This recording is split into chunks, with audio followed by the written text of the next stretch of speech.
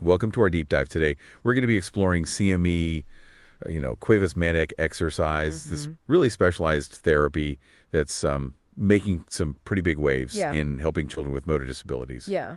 So, think about kids who Right. were told that they might never be able to walk, actually taking their first steps. It's incredible, isn't it? It is. That's the kind of potential that CME is aiming to unlock. It really is. And it's all about tapping into the brain's plasticity. Right. That ability to Yeah. change and adapt to help these children achieve those milestones. Right. And we've got some sources today that are just like packed with insights into how CME works. Oh, for sure. So we're going to be looking at some informational excerpts, kind of like with a mission to uncover these like core principles behind CME. Yeah. Why is its approach so unique and what makes it so effective? Absolutely. And I think one of the things that really sets CME apart Yeah. is this focus on natural movement patterns, encouraging children to activate specific muscles I see. to achieve those functional movements. Okay. So it's not about relying on, equipment or supports, but really about guiding the child's body to discover its own internal strength and that coordination. So I'm kind of picturing like a therapist like working closely with a child and maybe like gently and like, Yes. manipulating their limbs or something to help Right. them experience them. Oh, hey there, how can we help? Actually, I would like to ask you a question. It's just that I was talking to a therapist, a guy who has been to Chile actually, and he's been in contact with Ramon, the creator of the therapy. And he said to me that there is a perhaps a problem with translation sometimes because Oh, wow, that's fascinating. It is. It sounds like you've got some really direct insights there. It's really cool that you've talked to someone who's actually been in contact with the creator of CME. Yeah, that adds another layer to our conversation. I mean, it sounds like there's maybe some nuance to this conversation, right? There often is when you get into the details. What I think is interesting is that the therapist seems to be hinting at some uncertainty, right? Right, like perhaps there are some aspects of the method that are still being explored. And, we're going to talk about some of the limitations of CME later in the show, right? Yes, we are. It's important to have a balanced view. And so it's interesting to hear that ah, yeah, uh-huh. well, what I would like to say is that in English we say, and you guys have just used the word encourage, and actually the professionals that work with this therapeutic approach, they actually say that it's not actually to encourage, but actually cause the children to use certain muscles in a kind of in an automatic way. So it seems that the verb to encourage sends a wrong message. I would like just to register that. That's a really important distinction you're making, actually. Yes, and it highlights something crucial about how CME works. It's not about like coaxing the child, it's more about triggering something very specific. Exactly. And that shift in perspective from encouraging to causing really underscores that automatic, involuntary nature of the muscle activation. Yeah, and it makes me think about, those automatic motor responses that we were planning to discuss later. Right, where the body moves without conscious thought. So it's like the therapist isn't trying to get the child to want to move, but instead to activate a movement response. Precisely. And it's that very specific activation that then builds strength. I see. And so it sounds like maybe the word encourage is not quite accurate enough in this context. No, because it might imply a more voluntary action. Okay, so thank you for clarifying that. It is a very important distinction to make. You're very welcome. And it's great that you brought that up. It really adds to our discussion. Yeah, let's keep that in mind as we go through the rest of the show. Agreed. So thinking back to what we were discussing before, the therapist plays such a crucial role. Yes, in guiding the child's body through these dynamic gravity-based exercises. It's almost like a carefully choreographed dance every time the child tries to sit up, crawl, or stand. They're working against gravity, and CME uses this natural force to stimulate muscle development. So instead of fighting against gravity, it uses it as a tool, which is clever. It is, and because these exercises are so dynamic, meaning they involve continuous movement and adjustments, they're constantly challenging the child to respond and adapt in real time. Right, and that's essential for developing balance and coordination. It is, the method itself is very specific, which is what we'll get into more, but it hinges on these key principles. Okay, so like what are some of these core principles we should be looking at to kind of make sure that this method is being applied correctly? Well, the core of it is about using dynamic exercises, and these are really gravity-based, so the child is constantly challenged to react and adapt. Okay, that makes sense. It's not passive. It's really engaging the child's body. Precisely. And then you have the therapist-led sessions where the therapist uses their hands to support the child, encouraging them to activate the right muscles. Right. And the important thing here, I think, is that they're avoiding these compensatory strategies. Exactly. The goal is to get the child to really engage the muscles they need for those essential motor functions. So it's like the therapist is there to guide, not to do the work for the child. Yeah. That's a great way to put it, and this approach also avoids any external equipment, which is intentional. That's what I was going to ask. So no reliance on like adaptive equipment or tools that could hinder the development. Nope, that's exactly it. The focus is on the child's natural ability to develop these skills independently in response to real-world challenges, not tools. So they're really kind of pushing the child to discover their own internal resources. Yes, and thinking back to that point you raised about the potential issues with translation, these precise principles are so important. Right. The translation needs to be clear about these very specific steps and aims. Absolutely. It's not just about conveying the words, but also the spirit, the subtle techniques, the why behind the method.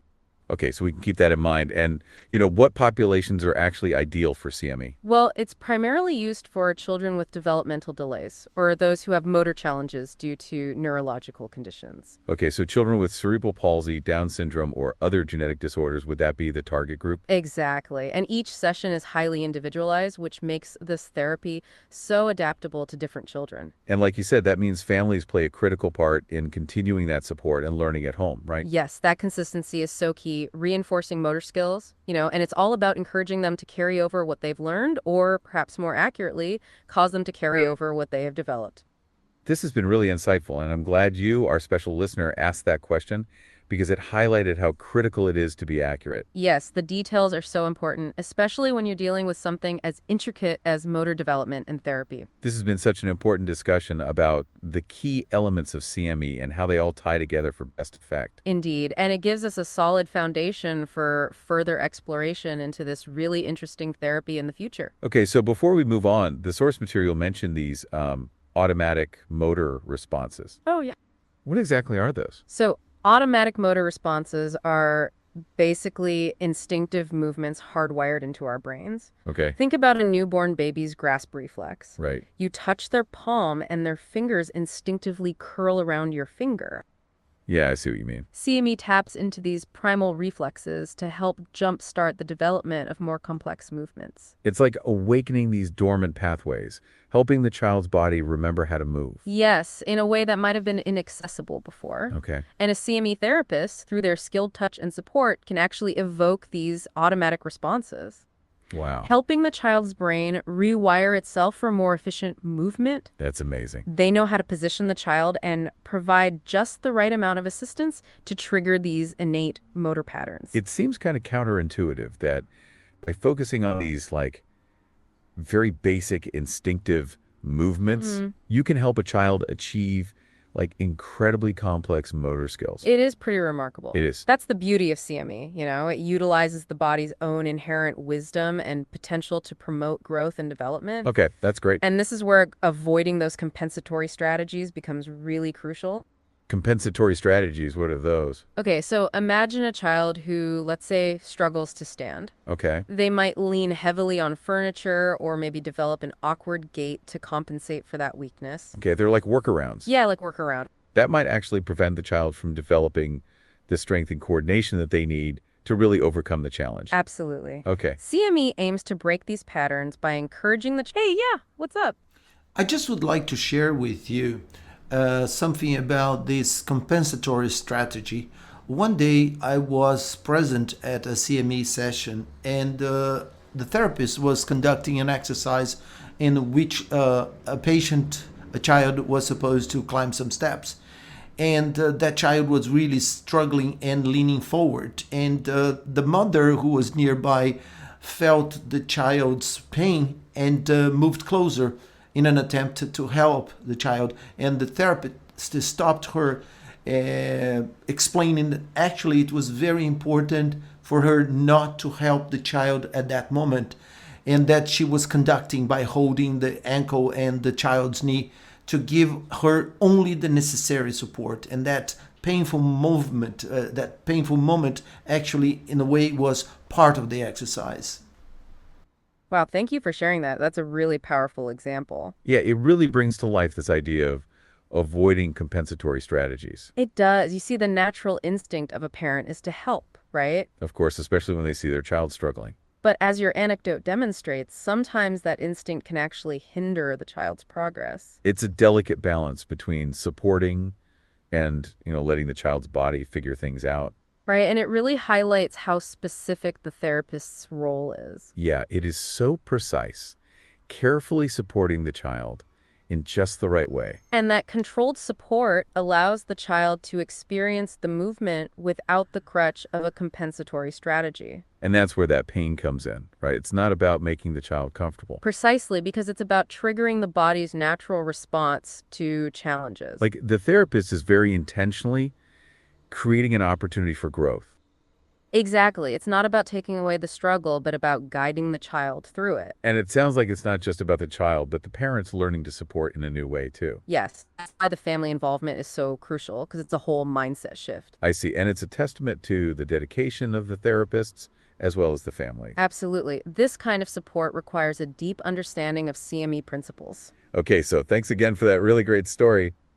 You're welcome, and it really leads into our discussion about how CME achieves its goals. Okay, so thinking back, CME achieves this by combining the therapist's expertise. Yes, with carefully designed exercises and the child's brain's remarkable adaptability. It's really a remarkable approach to unlocking potential for children. And we're just starting to scratch the surface. Really? When we delve into the benefits of CME, we can see it's more than just movement. Okay, you've piqued my interest. Yeah. So let's hear about this. All right, so first, think about those dynamic gravity-based exercises. Yeah. They're really effective for building muscle strength and coordination. Right, and it's like a targeted workout for the muscles that they need. Yeah, for all the everyday activities. As muscles strengthen and learn to work together, amazing things happen. What's that? The child experiences a sense of independence. Oh, so it's not just about like moving better. Right. It's about being able to do things for themselves they previously relied on others for. Precisely. Imagine a child unable to sit up, suddenly reaching for a toy. Wow, that feeling of accomplishment is transformative. It is, not just for the child, but for their families. It brings a new level of joy and connection to their lives. It does. The source material mentioned that CME also impacts cognitive development. Oh, yes. How does movement affect the brain's thinking abilities? Yeah, how does that work? As children do these exercises, their brains work hard. Okay. Processing information, planning movements, and adjusting, it's like a mental workout Wow. that strengthens cognitive pathways, like a holistic approach for body and mind. Right. It sounds like CME has shown promise in addressing neurological limit, It has. particularly those associated with conditions like cerebral palsy. Exactly. I mean, it can help children overcome some of the physical challenges. In many cases, yes. Wow. By stimulating motor centers in the brain, CME can improve muscle tone, Okay. reduce spasticity, Right, which is that tightness or stiffness in the muscles. yeah, and enhance the brain's control of movement. So it's like CME is helping the brain to communicate with the body. Exactly, bypassing the neurological issues limiting movement. Okay. You got it? And while CME may not be a cure, it's powerful for a child's potential. Right, helping them achieve a level of function that they never thought possible. So CME isn't just exercises, it's a comprehensive approach. That addresses the child's needs on many levels, physical, cognitive, and neurological. Exactly. Wow, so if we connect this back to our listener, why should they care about CME? So CME challenges our thinking about the potential for children with motor disabilities. Yeah. It shows that the brain is resilient, and with the right support, children can achieve so much. It's a message of hope and empowerment, and limitations don't have to define a child. You got it. Okay, so we've talked about the amazing benefits of CME. Yes, and what does a typical CME session actually look like? Okay. Picture a warm space with playful interaction between the therapist and child. Okay, They work one-on-one. The therapist guides the child through exercises. so it's not just following instructions, it's active engagement and collaboration. Exactly. It's a dynamic learning environment where children feel safe to explore. And the therapist uses their expert tough and knowledge of those reflexes. That's right. It's unlocking patterns within the body. Okay, it's like a dance between the therapist and the child. It is, and CME focuses on natural movement, so it avoids equipment or supports, Right. which allows the child to develop internal strength and balance. It's like they're learning to trust their own bodies. Yeah, Okay. and sessions are highly individualized. Oh, okay. The therapist considers the child's age, diagnosis, abilities, and personality to make a plan. It's not a one-size-fits-all approach. Not at all. Each child is treated as an individual. Yes. Okay. And while the therapist is key, CME recognizes the importance of family involvement. Okay, so bridging that gap between therapy and everyday life. Exactly. The more a child practices movements, the more neural pathways are strengthened. And the more natural those movements become. So it's a team effort involving everyone supporting their growth. Exactly. Are there any limitations to CME? That's a good question. Yeah. While CME has shown amazing results, it's not a magic bullet. Okay. And like any therapy, it may not be the best fit for every child. Right. Some factors might make CME less effective or even unsuitable. Okay, what would those be? So, for example, children with severe cognitive impairments or medical conditions might not benefit. Okay. It's important to remember that every child is unique. What works for one may not work for another. So it's about finding the best fit for each child's goals. Absolutely. And that's why it's important to consult with qualified professionals Right. to determine if CME is the right approach for that child. So before jumping into therapy, it's always best to seek expert advice. Absolutely. And CME offers a unique and promising option. Okay. It combines scientific knowledge with compassionate care. Yeah, it sounds like CME emphasizes like a holistic and individualized approach. Hmm. That is so important when working with diverse needs. Absolutely. And it's that combination that makes CME so powerful. Okay. It's about seeing the child as an individual with unique strengths and potential. That's a really beautiful way to think about it. Yeah. So before we wrap up our deep dive into CME, what's the one message to walk away with? If I could distill it down to one thing, it would be this. Okay. CME challenges us to believe in the power of possibility.